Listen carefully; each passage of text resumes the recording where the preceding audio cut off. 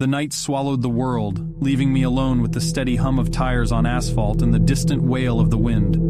Rain lashed against the windshield, distorting the world outside into a blurry chaos of shadows and light. I checked the clock, 3:12 a.m. The road seemed to stretch on forever, a ribbon of obsidian cutting through the desolation. My GPS had given up on me long ago, leaving me to navigate by the unreliable guidance of road signs. My knuckles whitened around the steering wheel as I pressed on, the world outside a dark, unfathomable abyss. Then it happened. A flash of movement in the periphery, too quick to register. My foot instinctively slammed on the brakes, sending the car skidding to a halt. My heart raced, pounding against my ribcage like a desperate prisoner. Breathing heavily, I peered into the night, searching for the source of the movement. Nothing. Just the relentless rain, falling like a shroud over the road. Doubt gnawed at me. Perhaps it was just a trick of the mind, a play of shadows in the night. I shook off the unease, willing my trembling hands to steady. The engine growled back to life as I eased my foot onto the gas. The miles crawled by, each one feeling longer and more oppressive than the last. Then, it happened again.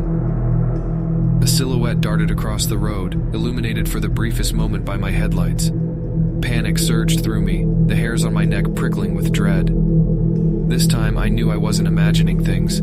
I slammed on the brakes once more, the tires screeching in protest. My breath came in ragged gasps as I stared into the night. There, on the edge of the road, stood a figure, shrouded in darkness. It was too far to make out any details, but the outline was unmistakable.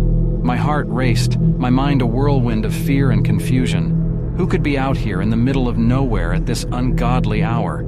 A stranded traveler, a lost soul, or something far more sinister?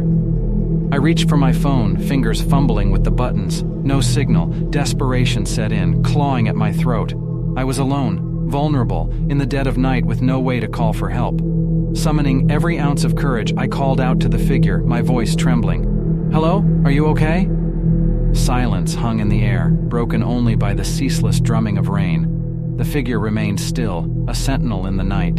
Then, with agonizing slowness, it turned to face me. The pale glow of my headlights revealed a face twisted in agony, eyes empty sockets that seemed to bore into my soul. I recoiled, horror coursing through me. Without warning, it began to move, gliding towards me with an unnatural grace. Panic surged, urging me to flee, to put as much distance between myself and this nightmarish apparition as possible. I slammed the car into reverse, tires screeching as I tore away from the figure. My heart thundered in my chest, every beat a frantic plea for escape. The road stretched out before me, a never-ending ribbon of terror. As the miles passed, I dared not look back, too afraid of what I might see. The rain continued to fall, washing away the nightmarish vision that had haunted me.